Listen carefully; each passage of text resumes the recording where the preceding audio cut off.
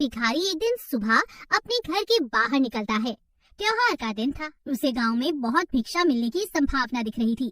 वो अपनी झोली में थोड़े से चावल के दाने डालकर बाहर आ जाता है। चावल के दाने उसने डाल लिए थे अपनी झोली में, क्योंकि झोली अगर भरी दिखाई पड़े तो देखने वाले को आसानी हो जाती है। उसे लगता है कि किसी और ने भी दिया है। सूरज निकलने के करीब था। मार्ग पर आते ही सामने से राजा का रथ आया हुआ था। भिखारी सोचता है आज राजा से अच्छी भीख मिल जाएगी। राजा का रथ उसके पास आकर रुक जाता है। भिखारी सोचने लगता है, धन्य है मेरा भाग्य, आज तक कभी राजा से भिक्षा नहीं मांग पाया, क्योंकि द्वारपाल बाहर से ही लौटा देते हैं। आज राजा स्वयं मेरे सामने आके खड़ा हो गया है। भिखारी अभी सोच ही रहा था कि अचानक राजा उसके सामने एक याचक की भांति खड़ा हो जाता है और उससे भिक्षा देने की मांग करने लगता है। राजा कहता है, आज देश पर बहुत बड़ा संकट आया हुआ है।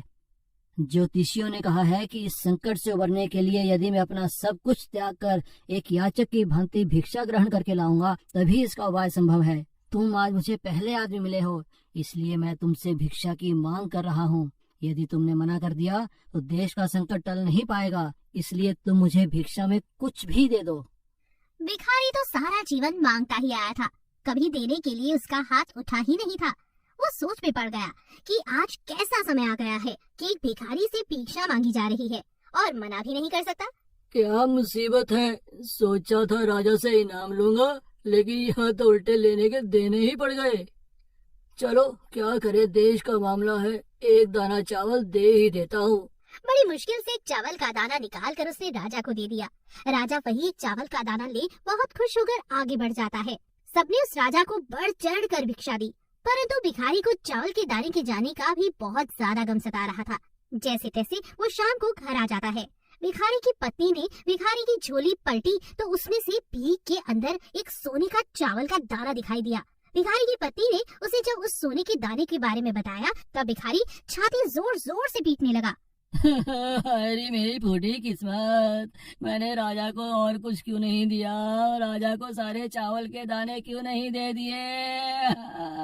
अगर मैं राजा को सब दे देता तो सारा सोने का हो जाता। हे प्रभु, मैंने ये क्या कर दिया, अपने पैरों पर खुद ही कुल्हाड़ी मार दी। भगवान, आप रो क्यों रहे हो जी? भिखारी सारी बात अपनी पत्नी को बताता है। तब उसकी पत्नी कहती है, तुम्हें पता नहीं कि जो दान हम देते हैं वही हमारे लिए स्वर्ण है। जो हम इकट्ठा कर लेते हैं वो सदा के लिए मिट्टी हो जाता है। तुम ठीक कह रही हो, आज से मैं भीख मांगना छोड़ दूंगा और मेहनत मजदूरी करके कमाऊंगा और साथ ही दान पुण्य भी करूंगा। उस दिन से उस भिखारी ने भिक्षा मांगनी छोड़ दी और मेहनत करके अपना और अपने परिवार का भरण पोषण करने लगा। जिसने सदा दूसरों के आगे हाथ फैलाया, भीख मांगी, अब खुले हाथों से दान पुण्य करने लगा था। धीरे धीरे उसके दिन भी बदलने लगे। जो लोग सदा उससे दूरी बनाकर रखते थे सब उसके समीप आ गए। भिखारी की जगह अब उसे लोग दानी के नाम से जानने लगे। जिस इंसान की प्रवृत्ति देने की होती है उसे कभी किसी चीज की कमी नहीं होती, और जो हमेशा लेने की नीयत रखता है उसका कभी पूरा ही नहीं पड़ता।